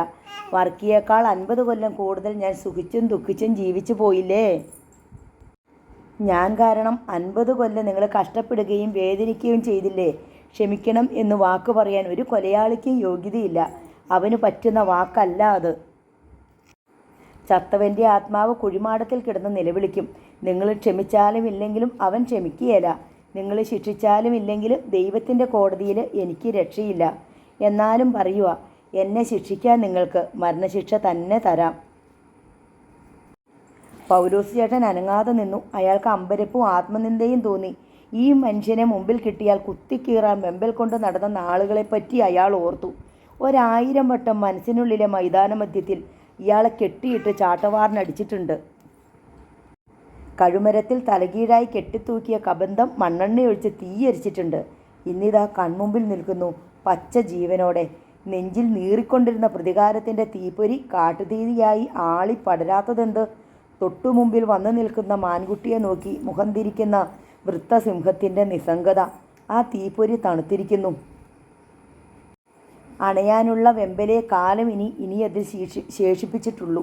കുന്നക്കാട്ട് പാപ്പൻ കയ്യിലിരുന്ന കടലാസ് ചുരുൾ പൗലോസ് ചേട്ടൻ്റെ നേർക്ക് നീട്ടി. കഴിഞ്ഞ 50 കൊല്ലം കൊണ്ട് ഞാൻ സമ്പാദിച്ച സ്വത്തായത്. മുഴുവനുമുണ്ട്. കാറും ബംഗ്ലാവും എസ്റ്റേറ്റും ബാങ്ക് ബാലൻസും അടക്കം മുഴുവനും. എല്ലാം നിൻ്റെ മക്കളുടെ പേരിലേക്ക് എഴുതി വെച്ചതിൻ്റെ പ്രമാണമായത്. വർക്കിയുടെ 2000 ഞാൻ 2 കോടിയാക്കി. എല്ലാം ഞാൻ തിരിച്ചു തരിക. ജീവൻ മാത്രം തിരിച്ചു തരാൻ എനിക്ക് പറ്റത്തില്ല. പാപ്പൻ അത് പൗലോസ് ചേട്ടൻ്റെ കാൽക്കൽ വെച്ചു. ഒരപേക്ഷയേ ഉള്ളൂ. ഇതെടുത്തിട്ട് നിൻ്റെ മോളെ എൻ്റെ കൊച്ചുമോന് കൊടുക്കണം. അവരെന്തു പിഴച്ചു? ചത്തവനും കൊന്നവനും മണ്ണിനടിയിലായി കഴിയുമ്പോൾ തീരുന്ന ശത്രുതയേ ഭൂമിയിലുള്ളൂ. ആ കുഞ്ഞുങ്ങളെ ഇനിയും സങ്കടപ്പെടുത്തരുത്. ഈ ചോരയിലും കണ്ണീരിലും പങ്കില്ലാത്തവരാ. അവർ സന്തോഷമായിട്ട് സ്നേഹിച്ച് ജീവിച്ചോട്ടെ. ഇടയ്ക്കിടെ മുട്ടുകളുള്ള വളഞ്ഞ ഒരു കാപ്പിക്കമ്പ് ഊന്നുവടിയാക്കിക്കൊണ്ട് ഷീബയുടെ വെല്ലുമ്മച്ചി പിന്നാമ്പുറത്തു നിന്ന് തപ്പിത്തടഞ്ഞ് അങ്ങോട്ട് വരുന്നുണ്ടായിരുന്നു. മോളെ ഷീബേ, ആരാ അവിടെ? കണ്ണിനു മീതെ കൈപ്പടം വെച്ച് വൃദ്ധ നോക്കി. ആരൊക്കെയോ അപരിചിതർ മുറ്റത്ത് നിൽക്കുന്നത് മൂടൽമഞ്ഞിൽ എന്ന പോലെ കാണാം. ഷീബ വീട്ടിലില്ലെന്നും കന്യാസ്ത്രീ മഠത്തിൽ പോയെന്നും എത്ര പറഞ്ഞാലും വൃദ്ധയ്ക്ക് ഓർമ്മ നിൽക്കില്ല. പറയുമ്പോൾ സമ്മതിച്ച മട്ടിൽ തലകുലുക്കും. 4-5 മിനിറ്റ് കഴിയുമ്പോൾ അത് മറന്നിട്ട് ഷീബയുടെ പേര് വിളിക്കുകയും ചെയ്യും. ബേബിച്ച മോനെ, ആരാടാ? ഇവിടെ ആരും ഇല്ലയോ? എല്ലാം ചത്തുകെട്ട് പോയോ? എല്ലാവരും ഇവിടെ ഉണ്ട് വല്യമ്മച്ചി, ബേബി പറഞ്ഞു. കുന്നക്കാട്ട് പാപ്പൻ വൃദ്ധയെ നോക്കി. മുടിയാകെ നരച്ച കണ്ണുകൾ കുഴിയിൽ താണ്, പല്ലുകൊഴിഞ്ഞ് കവിളൊട്ടി മെലിഞ്ഞുണങ്ങി നടുവളഞ്ഞ് കൂനോടെ വടിയും നിലത്തൂന്നി നിൽക്കുന്ന ഒരു സ്ത്രീരൂപം. മുഷിഞ്ഞു കീറിയ ചട്ടയും മുണ്ടും. കാതിൽ പണ്ട് കുണുക്ക് തൂക്കിക്കിടന്നിരുന്ന 2 വലിയ ദ്വാരങ്ങൾ. കഴുത്തിലൊരു വെന്തിങ്ങ. മുഖം നിറയെ നെടുകയും കുറുകയും ചുളിവുകൾ. വർക്കിച്ചൻ്റെ ഭാര്യയാണത്. 50 കൊല്ലം മുമ്പ് വർക്കിയുടെ പര്യമ്പുറത്തും അടുക്കളയിലും ചുറുചുറുക്കോടെ ഓടി നടന്ന അച്ചാമ്മയെ പാപ്പന് ഓർമ്മ വന്നു.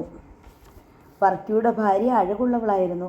വർക്കിയുടെ പെണ്ണിനെ പോലൊരു പെണ്ണിനെ കെട്ടണമെന്ന് അക്കാലത്ത് ഒരുപാട് മോഹിച്ചിരുന്നു. അവളുടെ കൈകൊണ്ട് വിളമ്പി തന്നിട്ടുള്ളതിന് കയ്യും കണക്കുമില്ല.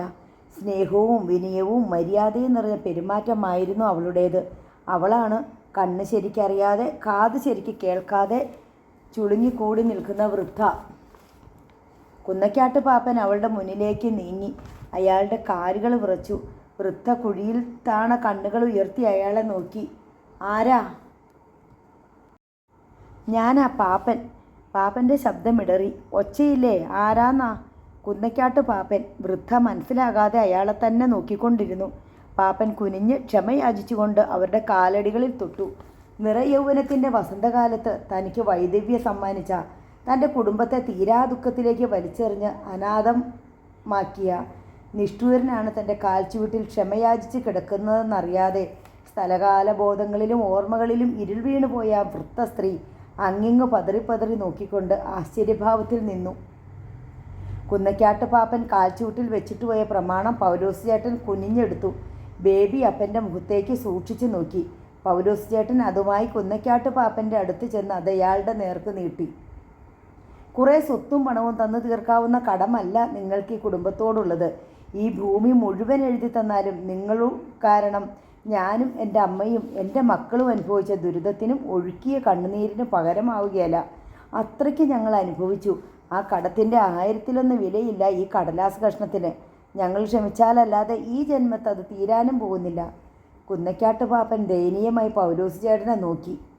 ഇത് വെച്ചോ, ഞങ്ങൾക്ക് വേണ്ട. എൻ്റെ അപ്പൻ്റെ ചോരക്കറയില്ലേ ഇതിൽ? ആ മനുഷ്യൻ്റെ ജീവൻ്റെ വിലയല്ലേ ഇത്? വേണ്ട ഞങ്ങൾക്ക്. എത്ര തന്നാലും ദൈവത്തിൻ്റെ മുമ്പിൽ നിങ്ങളാ കൊലച്ചതിക്ക് ഉത്തരം പറയേണ്ടി വരും. അതിവിടെ വെച്ച് തീരേണ്ട. പൗലോസ് ചേട്ടൻ ആ പ്രമാണം കുന്നക്കാട്ട് പാപ്പൻ്റെ കയ്യിൽ തിരിച്ചേൽപ്പിച്ചു. സിസ്റ്റർ ജസീന്ത വാതിലിൽ മുട്ടിയ ശേഷം മുറിയിലേക്ക് കയറി. ഷീബ പെട്ടെന്ന് കിടക്കിയിൽ നിന്ന് എന്തൊക്കെയോ തപ്പിപ്പെറുക്കി മറയ്ക്കാൻ ശ്രമിക്കുന്നത് കണ്ട് ജസീന്ത ചോദിച്ചു, നീ ഇവിടെ എന്ത് ചെയ്യുകയായിരുന്നു? വെറുതെ. നിന്റെ കയ്യിലെന്താ? ഒന്നുമില്ല അളാമ്മേ. പിന്നെന്താ പുറകിൽ മറച്ചു പിടിച്ചിരിക്കുന്നത്? 2-3 ഫോട്ടോ. ആരുടെ ഫോട്ടോ? കാണട്ടെ. സിസ്റ്റർ ജസീന്ത കൈ നീട്ടി. ഷീബ മടിച്ച് ഫോട്ടോ അവരെ ഏൽപ്പിച്ചു. സിസ്റ്റർ ജസീന്ത ഫോട്ടോകൾ നോക്കി. കുറേ ഫോട്ടോഗ്രാഫുകൾ. അവർ ഓരോന്നും നോക്കി. ഷീബയും ജിമ്മിച്ചനും ജയനും ഭരണകാലത്തെ കൊച്ചേട്ടനും കുടുംബവും ഒക്കെയുള്ള ഫോട്ടോഗ്രാഫുകൾ. ജിമ്മിച്ചനും ഷീബയും ഒന്നിച്ചുള്ള ഫോട്ടോഗ്രാഫുകളിൽ സിസ്റ്റർ ജസീന്തയുടെ നോട്ടം അല്പനേരം തങ്ങി നിന്നു. ഇതെവിടെ വെച്ചെടുത്തതാ ഷീബേ? ഷീബ വിളറി. മുഖം കുനിച്ച് അപരാധിനിയെപ്പോലെ നിൽക്കുകയാണ്. ചോദിച്ചത് കേട്ടില്ലേ? ഞങ്ങളെല്ലാവരും കൂടി ഇരവീഴ പൂഞ്ചിറ പിക്നിക്കിന് പോയപ്പോൾ എടുത്ത ഫോട്ടോയാ. ജിമ്മിച്ചനും ജയനുമൊക്കെ പെരുന്നാൾ കൂടെ വന്നപ്പോഴായിരുന്നോ? അതെ. നിനക്കിതെങ്ങനെ കിട്ടി? ജിമ്മിച്ചനാ ഫോട്ടോ എടുത്തത്. എനിക്ക് കുറേ കോപ്പി തന്നു. നീ ഇതെന്തിനാ സൂക്ഷിച്ചു വെച്ചിരിക്കുന്നത്? വെറുതെ. അവൾ മുഖം കുനിച്ചു. സിസ്റ്റർ ജസീന്തയുടെ മുഖം ഗൗരവപൂർണമായി. നിന്റെ മനസ്സിലിപ്പോഴും അവനാണല്ലേ? ഷീബ മൗനം ആചരിച്ചു. ഷീബേ, നീ കന്യാവ്രതം എടുക്കാൻ ഒരുങ്ങുന്നവളാണ്. അശരണരെ സ്നേഹിക്കുകയും ശുശ്രൂഷിക്കുകയും സഹായിക്കുകയും ചെയ്യുക. അതാണ് നിന്റെ ജീവിതവ്രതം. സദാ ദൈവവിചാരവുമായി കർത്താവിൻ്റെ മണവാട്ടിയാകാൻ ഒരുങ്ങേണ്ട നീ അന്യപുരുഷൻ്റെ പടവും പൂജിച്ച് അവനെ തന്നെ ധ്യാനിച്ചുകൊണ്ടിരിക്കുകയാണോ? ഷീബയുടെ കണ്ണുകൾ നിറഞ്ഞൊഴുകാൻ തുടങ്ങി. സിസ്റ്റർ ജസീന്ത അല്പം മയപ്പെട്ടു. മോളെ, മറക്കാനും ദൈവദാസിയായിട്ട് ജീവിക്കുവാനും വേണ്ടിയല്ലേ നീ ഇവിടെ വന്നത്? എനിക്ക് മറക്കാൻ പറ്റുന്നില്ല. ഓരോന്നോർക്കുമ്പോൾ ചങ്ക് പൊട്ടുന്നത് പോലെയാ. ഷീബ വിങ്ങിക്കരഞ്ഞു. സാരമില്ല. സങ്കടവും വിഷമവും പല വിചാരങ്ങളും വരുമ്പോൾ മാതാവിനെ ഓർത്തോളൂ. എത്രയും ദയുള്ള മാതാവേ എന്ന ജപം മനസ്സിൽ ചൊല്ലണം. പിന്നെയും ചൊല്ലണം. ദുർവിചാരങ്ങൾ മനസ്സിൽ നിന്ന് മാറുന്നത് വരെ. പതുക്കെ സമാധാനം തിരിച്ചു കിട്ടും. ഹൃദയം ശാന്തമാകുന്നതും അവിടെ വെളിച്ചമുണ്ടാകുന്നതും നമ്മൾ തിരിച്ചറിയും. ദൈവസ്നേഹത്തേക്കാൾ വലിയ സ്നേഹമുണ്ടോ മോളെ ഈ പ്രപഞ്ചത്തിൽ? ഷീബ കരച്ചിൽ നിർത്തി കണ്ണുകൾ തുടച്ചു. നമ്മൾ മനസ്സുകൊണ്ട് ഒരുങ്ങണം. നല്ലപോലെ ഒരുങ്ങണം. വീട്ടുകാരെക്കുറിച്ച് പോലും ഓർക്കരുത്. അത് വേറൊരു ലോകം. നമ്മൾ ആ ലോകത്ത് ജീവിച്ചു മരിച്ചിട്ട് പുതിയൊരു ലോകത്ത് എത്തിയെന്ന് വേണം കരുതാൻ. ഈ ഫോട്ടോയൊക്കെ നശിപ്പിച്ച് കളഞ്ഞേക്ക്. നിനക്കത് വലിയ സങ്കടമാണെങ്കിൽ ഞാൻ തന്നെ കളഞ്ഞേക്കാം. സിസ്റ്റർ ജസീന്ത അതെല്ലാം ലോകബോധത്തെ ഉടുപ്പിൻ്റെ വലിയ കീശയിലിട്ടു. ഷീബയ്ക്ക് തടയണമെന്നുണ്ടായിരുന്നു. അവൾ നിസ്സഹായയായി നിന്നു. നാളെ മുതൽ നീ നേഴ്സിംഗ് സ്കൂളിൽ പോയി തുടങ്ങണം. നേഴ്സിംഗ് ആണല്ലോ നിനക്ക് താല്പര്യം. നിനക്ക് അത്യാവശ്യം വേണ്ട ഉടുപ്പുകളൊക്കെ ഞാൻ വാങ്ങിക്കൊണ്ട് വന്നിട്ടുണ്ട്. ഇത് നോക്ക്. സിസ്റ്റർ ജസീന്ത കയ്യിലുള്ള പ്ലാസ്റ്റിക് കവറിനുള്ളിൽ നിന്ന് ഷീബയ്ക്ക് വേണ്ടി വാങ്ങിയ വസ്ത്രങ്ങൾ കുടഞ്ഞിട്ടു. പാകമാണോ എന്ന് നോക്ക്. ഞാൻ പോട്ടെ. നല്ലപോലെ പ്രാർത്ഥിച്ചോ. നല്ല ബുദ്ധി തോന്നിക്കണേ, നല്ല വഴി കാട്ടിത്തരണേ എന്ന്. സിസ്റ്റർ ജസീന്ത പോയി. ഷീബയ്ക്കൊന്ന് പൊട്ടിക്കരയണമെന്ന് തോന്നി. ആ ഫോട്ടോകൾ കൊണ്ടുപോയല്ലോ. അത് നശിപ്പിച്ച് കളയുമല്ലോ. ഊന്നുവടി നഷ്ടപ്പെട്ട അംഗഹീനയെപ്പോലെ അവൾ ഉഴറി. ആ ഫോട്ടോകൾ കയ്യിലുള്ളപ്പോൾ ജിമ്മിച്ചൻ അരികെയുള്ളതുപോലെയായിരുന്നു. സങ്കടം തോന്നുമ്പോൾ അതൊന്നെടുത്ത് നോക്കിയാൽ എന്തെന്നില്ലാത്ത മനസമാധാനം അനുഭവപ്പെടുമായിരുന്നു.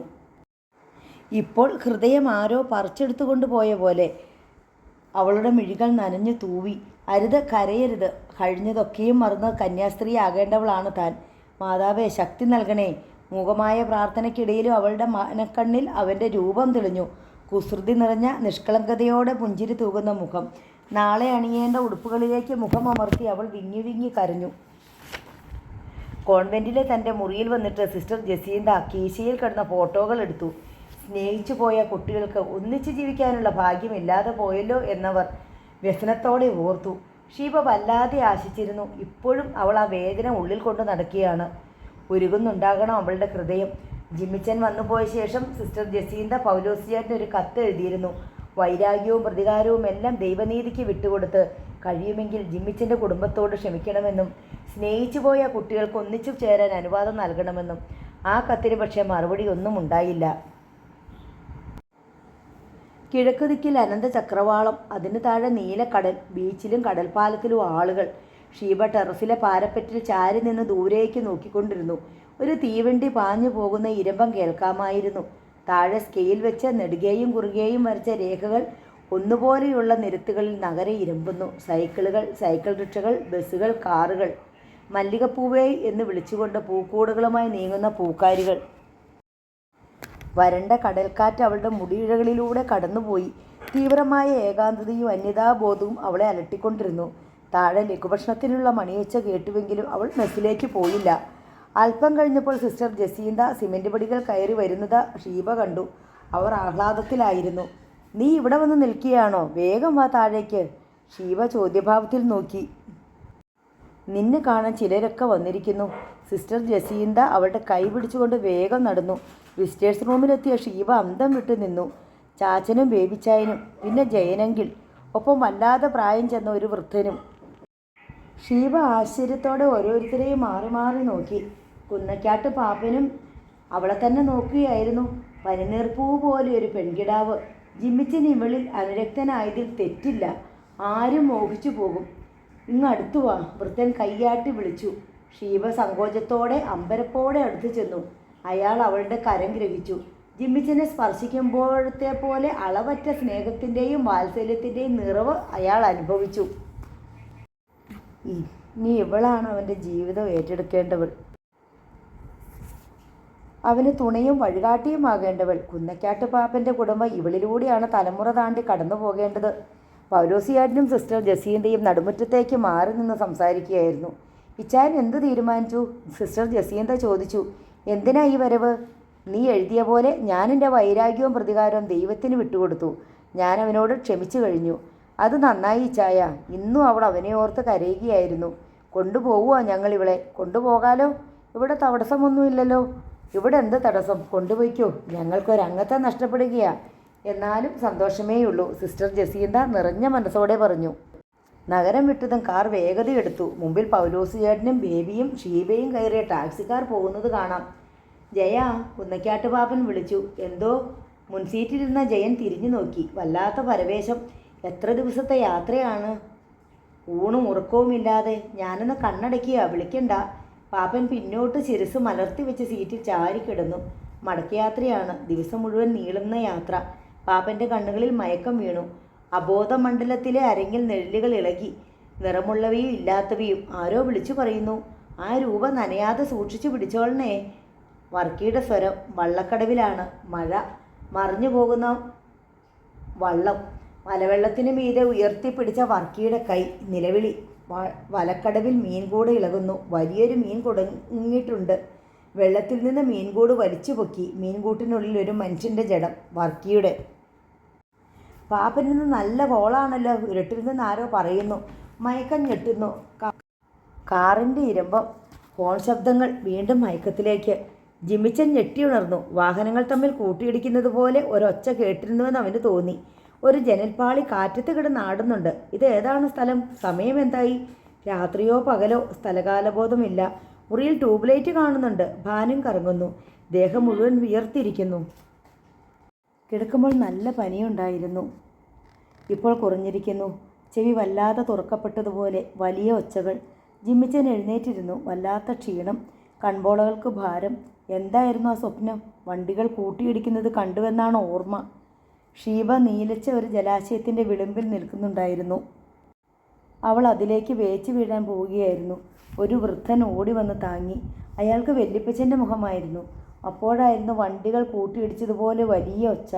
ജിമ്മിച്ചൻ ഒരു അസ്വസ്ഥതയോടെ എഴുന്നേറ്റു. വാഷ് ബേസിനിൽ മുഖം കഴുകി. ടൗവലെടുത്ത് തോളത്തിട്ടുകൊണ്ട് മുറിയുടെ നടുവിൽ എന്ത് ചെയ്യണമെന്നറിയാതെ നിന്നു. ബാഗും പെട്ടിയും എല്ലാം അടുക്കി വെച്ചിരിക്കുകയാണ്. നാളെയാണ് പുറപ്പെടേണ്ടത്. ഡൽഹിയിലുള്ള സാമംഗളിൻ്റെ മകൻ ബിന്നിയെ വിളിച്ച് അധികം വൈകാതെ ഒരു ജോലി തരപ്പെടുത്തി തരണം എന്നേ പറഞ്ഞുള്ളൂ. ഉടൻ തന്നെ പുറപ്പെട്ടോളാനായിരുന്നു അവൻ്റെ ഉത്തരവ്. കുഞ്ഞുമോൻ ടിക്കറ്റ് ബുക്ക് ചെയ്യാമെന്ന് ഏറ്റിട്ടുണ്ട്. നാളെ യാത്ര. സ്നേഹത്തിൻ്റെ വിങ്ങലുകളുമായി ഇനി ഇവിടെ കഴിയാൻ വയ്യ. എല്ലാം മറക്കാൻ ശ്രമിച്ചു നോക്കി. വർണ്ണങ്ങാനത്തേക്കുള്ള പെരുന്നാൾ യാത്ര, ഷീബയുമായുള്ള കണ്ടുമുട്ടൽ, സ്നേഹം, ഇലവീഴാപ്പൂഞ്ചിറ കാറപകടം, സ്നേഹത്തിൻ്റെ മഹാപ്രവാഹം, കുളത്തൂക്കടവിലെ രംഗങ്ങൾ, ഒടുവിൽ പോണ്ടിച്ചേരിയിൽ വെച്ചുണ്ടായ വേർപിരിയൽ, എല്ലാം ഒരു സ്വപ്നമായിരുന്നെന്ന് എത്ര വിശ്വസിച്ചിട്ടും മനസ്സ് സമ്മതിച്ചു തരുന്നില്ല. അപ്പോൾ ഈ ആഴമേറിയ മുറിവും വേദനയും ആരോ ചോദിക്കുന്നു. സത്യം അംഗീകരിക്കുക, അതേ നിവൃത്തിയുള്ളൂ. താനൊരു പെൺകുട്ടിയെ കണ്ടു, സ്നേഹിച്ചു, ഒന്നിച്ച് ജീവിക്കാൻ അളവില്ലാതെ കൊതിച്ചു. ഇപ്പോൾ വേർപിരിഞ്ഞിരിക്കുന്നു. അവൻ തന്നെത്താൻ തല ഉലുക്കി. എനിക്കിവിടെ നിന്ന് പോകാമല്ലോ, ദൂരെ ദൂരെ ഏതെങ്കിലും ദിക്കിലേക്ക്. പോണ്ടിച്ചേരിയെന്നോ കുളത്തൂക്കടവെന്നോ ഭരണങ്ങാനമെന്നോ ആരും ഉച്ചരിച്ച് കേൾക്കാനിടയില്ലാത്ത വിദൂരതയിലേക്ക്. ആ പദങ്ങൾ കേൾക്കാൻ വയ്യ. നെഞ്ചിലൊരു കൊള്ളിമീൻ മിന്നുന്നത് പോലെയാണത്. നാളെ പുറപ്പെടാം. ഭാഷ പോലും വ്യത്യസ്തമായ നാട്ടിലേക്ക്. അത് വലിയൊരു അനുഗ്രഹമാണ്. ജിമ്മിച്ചൻ ബാഗിൻ്റെ സിബ്ബ് വലിച്ചു തുറന്നു. അതിനുള്ളിൽ അടുക്കി വച്ചിരിക്കുന്ന സാധനങ്ങൾ നോക്കി. വേറൊന്നും ചെയ്യാനില്ല. വൈകുന്നേരം വീട്ടിലൊന്ന് പോകണം. എല്ലാവരെയും കണ്ട് യാത്ര പറയണം, പ്രത്യേകിച്ചും വല്യപ്പച്ചനെ. അവൻ ബാഗിൻ്റെ സിബ്ബ് വലിച്ചിട്ടു. ആരോ വാതിലിൽ മുട്ടുന്ന നേർത്ത ഒച്ച. കുഞ്ഞുമോൻ ടിക്കറ്റുമായി എത്തിയതായിരിക്കാം. പക്ഷെ കുഞ്ഞുമോൻ വാതിലിൽ പതിയെ മുട്ടുന്ന പ്രകൃതമല്ല, ഇടിച്ചു പൊളിക്കുകയുള്ളൂ. ജിമ്മിച്ചൻ ചെന്ന് വാതിൽ തുറന്നു. അവൻ സ്തബ്ധനായി. ഷീബയാണ് മുമ്പിൽ. അവൾക്ക് പിന്നിൽ കോറിഡോറിൽ പൗലോസിയേട്ടൻ, ജയൻ, ബേബി. സ്വപ്നമാണോ ഇത്? കിനാക്കൾ വന്ന് നിറക്കൂട്ടുകൾ തട്ടിമറിക്കുന്ന ഉച്ചമയക്കത്തിൽ തന്നെയാണോ താനിപ്പോഴും? ഷീബ. അവൻ്റെ ചുണ്ടുകൾ വിറച്ചു. ശബ്ദമുണ്ടായതുമില്ല. ഷീബയുടെ മിഴികൾ തുളുമ്പുന്നുണ്ടായിരുന്നു. അവൻ അവിശ്വസനീയതയോടെ അവളുടെ ഇരുതോളിലും പിടിച്ച് കവിളത്തും ശിരസിൽ സ്പർശിച്ചു. ഷീബ. അവൻ അവളെ മെല്ലെ ഒലിച്ചുകൊണ്ട് വിളിച്ചു. അവൾക്ക് ഇനിയും തനിച്ചു നിൽക്കാൻ കഴിയുമായിരുന്നില്ല. അത്രമേൽ തളർന്നു പോയിരുന്നു. ഒരു കരച്ചിലോടെ അവൾ അവൻ്റെ ഉടലിലേക്ക് ചാഞ്ഞു. അതായിരുന്നു അവരുടെ നിമിഷം. ജിമ്മിച്ചൻ അവളെ ഇറുക്കെ ആശ്ലേഷിച്ചുകൊണ്ട് നിറകണ്ണുകളോടെ മറ്റുള്ളവരെ നോക്കി. ജയൻ കണ്ണു തുളച്ചുകൊണ്ട് പിന്തിരിഞ്ഞ് നടന്നു. മാർബിൾ പടികളിറങ്ങി അയാൾ ഹോട്ടലിൻ്റെ കാർ പാർക്കിങ്ങിലെത്തി. കുന്നക്കാട്ട് പാപ്പൻ്റെ ഡ്രൈവർ കാറിൻ്റെ ബോണറ്റിൽ ചാരി നിൽപ്പുണ്ട്. വല്യപ്പച്ചൻ ഇറങ്ങിയില്ലേ? ജയൻ ചോദിച്ചു. നല്ല ഉറക്കമാ, വിളിച്ചില്ല, ഡ്രൈവർ പറഞ്ഞു. ജയൻ ഡോർ തുറന്നു. വല്യപ്പച്ച ഇറങ്ങുന്നില്ലേ? നമ്മളെത്തി. ജയൻ കാറിനകത്തേക്ക് തലയിട്ട് തല്ലി ഉറക്കെ പറഞ്ഞു. ശിരസ് പിന്നോട്ട് മലർത്തി വെച്ച് കണ്ണുകൾ പാതി അടിച്ച് കിടക്കുകയാണ് വൃദ്ധൻ. വായ അല്പം തുറന്നിരിക്കുന്നു. ജയൻ്റെ വിളിക്ക് നേരിയ പ്രതികരണം പോലും ഉണ്ടായില്ല. ഉൾക്കിടിലമുളവാക്കിയ ഒരു സംശയത്തിൽ ജയൻ്റെ മുഖമല്ലാതായി. വല്യപ്പച്ച. ജയൻ മെല്ലെ വൃദ്ധൻ്റെ കയ്യിൽ പിടിച്ച് കുലുക്കി വിളിച്ചു. ആ കൈ തണുത്തിരിക്കുന്നു. ജയൻ നടുക്കത്തോടെ കൈ പിൻവലിച്ചു. കുന്നക്കാട്ട് പാപ്പൻ്റെ ഭൂമിയിലെ ദൗത്യം എന്നേക്കുമായി അവസാനിച്ചിരിക്കുന്നു. ഇലവീഴാപ്പൂഞ്ചിറ എന്ന നോവൽ ഇവിടെ അവസാനിക്കുന്നു. പുതിയൊരു നോവലുമായിട്ട് നമുക്ക് വീണ്ടും കാണാം.